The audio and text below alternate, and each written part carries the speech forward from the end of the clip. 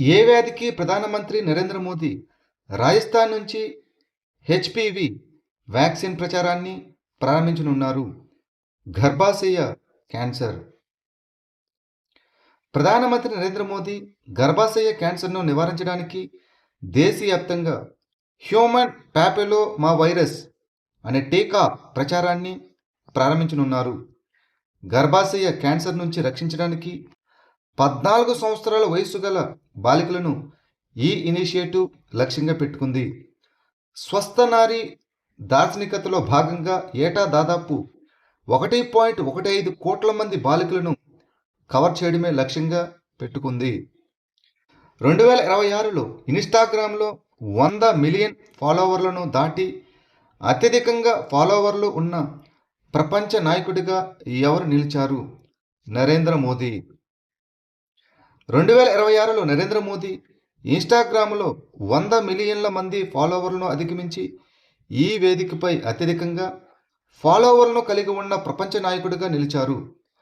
ప్రపంచవ్యాప్తంగా ఇన్స్టాగ్రామ్ అధికారిక ఖాతా దాదాపు 700 మిలియన్ల మంది ఫాలోవర్లతో అగ్రస్థానంలో ఉండగా క్రిస్టియానో రొనాల్డో 671 మిలియన్ల అత్యధికంగా ఫాలోవర్లు కలిగి ఉన్న వ్యక్తిగా కొనసాగుతున్నారు. తర్వాత స్థానంలో లియోనెల్ మెస్సీ మరియు సెలీనా గోమెజ్ ఉన్నారు. ఇక భారతీయుల్లో విరాట్ కోహ్లీ అత్యధికంగా ఫాలోవర్లను కలిగి ఉన్న ప్రముఖుడిగా కొనసాగుతున్నాడు. రాష్ట్రాల విద్యుత్ పరివర్తన నివేదిక ప్రకారం మార్కెట్ ఎనేబుల్స్ డైమెన్షన్ కింద బలమైన ప్రదర్శనకారులుగా ఏ 3 రాష్ట్రాలు ఉద్భవించాయి? ఉత్తరప్రదేశ్, ఆంధ్రప్రదేశ్ మరియు Rajasthan. Institute for energy economics and financial analysis and Ember రూపొందించిన రాష్ట్రాల విద్యుత్ పరివర్తన నివేదిక ప్రకారం ఉత్తరప్రదేశ్, ఆంధ్రప్రదేశ్ మరియు రాజస్థాన్ అగ్రగామిగా నిలిచాయి. 2025 ఆర్థిక సంవత్సరంలో ఉత్తరప్రదేశ్ 10% ఎలక్ట్రిక్ వెహికల్ స్వీకరణను సాధించింది. 2028 నాటికి 1 మిలియన్ టన్నుల గ్రీన్ హైడ్రోజన్ను లక్ష్యంగా చేసుకుంది. ఇక ఆంధ్రప్రదేశ్ ఇంటిగ్రేటెడ్ రెన్యూవబుల్ ఎనర్జీ పాలసీని స్వీకరించింది. 6.2% ఎలక్ట్రికల్ వెహికల్ స్వీకరణను కలిగి ఉంది. కలరీ లీఫ్ అనేది ఏ రాష్ట్రం లేదా కేంద్రపాలిత ప్రాంతంలో నిర్వహించబడే ఉమ్మడి సముద్ర వ్యాయామం? లక్షద్వీప్. లక్షద్వీప్ మరియు మినికాయ్ ద్వీప సమూహంలో సదరన్ ఎయిర్ కమాండ్ కలరీ లీఫ్ అనే హై టెంపో ఉమ్మడి సముద్ర విన్యాసాలను నిర్వహిస్తుంది. సాయుధ దళాల ప్రత్యేక ఆపరేషన్ విభాగం మరియు భారత కోస్ట్ గార్డు ఉమ్మడి విన్యాసాల్లో పాల్గొంటాయి. ఈ విన్యాసాలు ద్వీప భూభాగాలలో సమగ్ర వాయు, సముద్ర మరియు ప్రత్యేక కార్యకలాపాలకు సంసిద్ధతను ప్రదర్శిస్తాయి. ఇటీవల వార్తల్లో కనిపించిన సోంగ్మో లేదా చాంగ్ సరస్సు ఏ రాష్ట్రంలో ఉంది?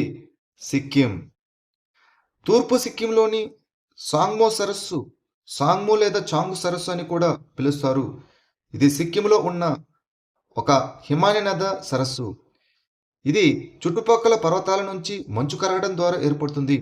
ఈ సరస్సు ప్రధానంగా ఎత్తైన ప్రాంతంలో కాలానుగుణంగా కరిగే మంచు నుంచి నీటిని పొందుతుంది.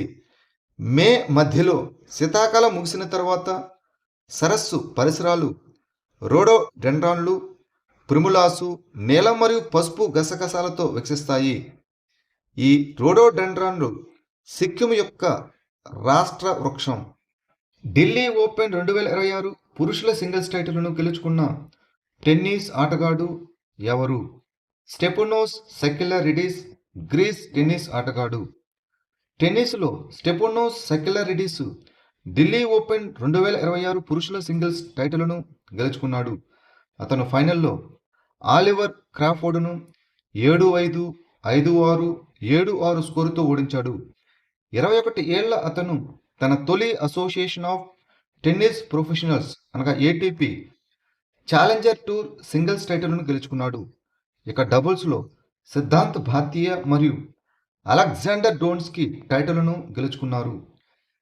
టెటనస్ మరియు డిప్తీరియా వ్యాక్సిన్ ఇటీవల ఏ సంస్థలో ప్రారంభించబడింది? Central research institute, Kasauli, Himachal Pradesh.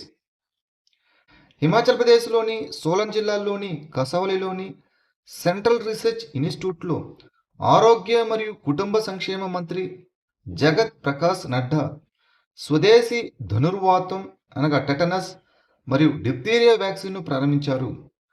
భారతదేశం ప్రపంచ ఫార్మసీగా పిలువబడుతుంది. యూనివర్సల్ ఇమ్యునైజేషన్ ప్రోగ్రాం ప్రపంచంలోనే అతిపెద్ద రోగనిరోధక కార్యక్రమం. JM Financial Hurun unlisted gems 2026 నివేదిక ప్రకారం భారతదేశంలో అగ్రస్థానంలో ఉన్న అన్లిస్టెడ్ కంపెనీ ఏది? Reliance Retail. JM Financial Hurun unlisted gems 2026 నివేదిక ప్రకారం భారతదేశంలోని అన్లిస్టెడ్ కార్పొరేట్ రంగం అద్భుతమైన స్థాయి మరియు వృద్ధిని ప్రదర్శించింది. రిటైల్, వినియోగ వస్తువులు, డిజిటల్ వాణిజ్యం, సెమీకండక్టర్లు మరియు ఎలక్ట్రిక్ మొబిలిటీ వంటి అభివృద్ధి చెందుతున్న రంగాల్లో బలమైన పనితీరును కనబర్చింది. ఇక ముఖ్యమైన కంపెనీల్లో రిలయన్స్ రిటైల్ 2.71 లక్షల కోట్లు అనగా 5% పైగా వార్షిక ఆదాయం సంపాదించింది. Flipkart, Malabar gold and diamonds మరియు టాటా ఎలక్ట్రానిక్స్ తర్వాతి స్థానాలు నిలిచాయి. పర్యాటక రంగాన్ని ప్రోత్సహించడానికి ఏ రాష్ట్ర ప్రభుత్వం హోమ్ స్టే స్కీమ్ 2026ను ప్రారంభించింది? రాజస్థాన్. పర్యాటకం, గ్రామీణ ఆదాయ ఉత్పత్తి మరియు స్వయం ఉపాధిని ప్రోత్సహించడానికి రాజస్థాన్ పర్యాటక శాఖ రాజస్థాన్ హోమ్ స్టే అనగా పేయింగ్ గెస్ట్ హౌస్ పథకం 2026ను ప్రారంభించింది. Women business and the law 2026 నివేదికను ఏ సంస్థ విడుదల చేసింది? ప్రపంచ బ్యాంక్. ప్రపంచ bank women business and the law 2026 నివేదికను విడుదల చేసింది. ఇది మహిళా సమానత్వం కోసం చట్టాలు మరియు వాటి వాస్తవ అమలు మధ్య ఉన్న ప్రధాన అంతరాన్ని హైలైట్ చేస్తుంది. 42వ సురశ్రీ కేసర్భాయ్ కేర్కర్ సంగీత సమారోహకు హోస్టుగా ఉన్న రాష్ట్రం ఏది? గోవా. గోవా ముఖ్యమంత్రి ప్రమోద్ సావంత్ కళా అకాడమీలో 42వ సురశ్రీ కేసర్భాయ్ కేర్కర్ సంగీత సమారోహను ప్రారంభించారు. 2 రోజుల శాస్త్రీయ సంగీత ఉత్సవం గోవాలోని కాంపాలులోని దీననాథ్ మంగేష్కర్ కళామందిర్లో జరుగుతుంది. ఈ కార్యక్రమం ప్రముఖ గాయని కేసర్భాయ్ కేర్కర్ను సత్కరిస్తుంది మరియు భారతదేశ్ గొప్ప శాస్త్రీయ సంగీత సాంప్రదాయాన్ని జరుపుకుంటుంది. రహవీర్ పథకం ఏ మంత్రిత్వ శాఖ యొక్క ఇనిషియేటివ్? రోడ్డు రవాణా మరియు రహదారుల మంత్రిత్వ శాఖ. ఫిబ్రవరి 2026లో ఢిల్లీ ముఖ్యమంత్రి రేఖా గుప్తా రోడ్డు ప్రమాద బాధితులకు సకాలంలో సహాయం అందించడానికి ఢిల్లీలో రహవీర్ పథకాన్ని అమలు చేస్తున్నట్లు ప్రకటించారు. తీవ్రంగా గాయపడిన ప్రమాద బాధితులకు సహాయం చేయడానికి పౌరులను ప్రోత్సహించడానికి రోడ్డు రవాణా మరియు రహదారుల మంత్రిత్వ శాఖ ప్రారంభించిన కేంద్ర ప్రభుత్వ ఇనిషియేటివ్ ఈ రహవీర్ పథకం. సహాయకుడికి ప్రశంసా పత్రంతో పాటు 25,000 రూపాయల నగదు ప్రోత్సాహకం అందుతుంది. నార్త్ ఈస్ట్ స్ప్రింగ్ ఫెస్టివల్ 2026 ఎక్కడ జరిగింది? నాగాలాండ్. ఈశాన్య వసంతోత్సవం 2026 దీనిని ఈశాన్య పండుగ అని కూడా పిలుస్తారు. దీనిని నాగాలాండ్లోని దిమాపూర్లోని ఎన్ఈజెడ్ సిసి కాంప్లెక్స్లో ప్రారంభించారు. ఈ ఉత్సవాన్ని భారత ప్రభుత్వ సాంస్కృతిక మంత్రిత్వ శాఖ ఆధ్వర్యంలోని south central zone cultural centre సహకారంతో north east zone cultural centre నిర్వహిస్తుంది. ఈ కార్యక్రమం జానపద మరియు గిరిజన వారసత్వాన్ని ప్రోత్సహిస్తుంది మరియు సంరక్షిస్తుంది. అదేవిధంగా జాతీయ సమైక్యతను బలపరుస్తుంది. 8 ఈశాన్య రాష్ట్రాల నుంచి సుమారు 130 మంది జానపద కళాకారులు సాంప్రదాయ కళారూపాలను ప్రదర్శించారు. 2025-26 సీజన్ కోసం భవంతర్ భుక్తాన్ యోజన అనగా ధర వ్యత్యాస పథకంను ఇటీవల ఏ రాష్ట్ర ప్రభుత్వం తిరిగి అమలు చేసింది? మధ్యప్రదేశ్. మధ్యప్రదేశ్ ప్రభుత్వం ముఖ్యమంత్రి మోహన్ యాదవ్ నేతృత్వంలో ఇటీవల 2025-26 సీజన్ కోసం భవంతర్ భుక్తాన్ యోజన ధర వ్యత్యాస పథకాన్ని తిరిగి అమలు చేసింది. దీనిని మార్కెట్ ధరలు పడిపోకుండా రైతులను కాపాడుతుంది. కనీస మద్దతు ధర కంటే తక్కువ ధరల లోటును పూడ్చడం లక్ష్యంగా ప్రభుత్వం ఈ పథకాన్ని ఆవపిండికి విస్తరిస్తుంది మరియు మినుములకు బోనసులను అందిస్తుంది. ఈ పథకాన్ని సెప్టెంబర్ 2025లో సోయాబీన్ కోసం ప్రవేశపెట్టారు. సీఎం 302 అనేది ఏ దేశం అభివృద్ధి చేసిన సూపర్సోనిక్ యాంటీషిప్ క్రూయిజ్ క్షిపణి? చైనా. ఇరాన్ తన నావికాదాడి సామర్థ్యాన్ని బలోపేతం చేయడానికి సీఎం 302 సూపర్సోనిక్ యాంటీషిప్ క్షిపణులను కొనుగోలు చేయడానికి చైనాతో రక్షణ ఒప్పందాన్ని ఖరారు చేయడానికి దగ్గరగా ఉందని నివేదికలు సూచిస్తున్నాయి. ఈ సీఎం 302 అనేది చైనా అభివృద్ధి చేసిన సూపర్సోనిక్ యాంటీషిప్ క్రూయిజ్ క్షిపణి.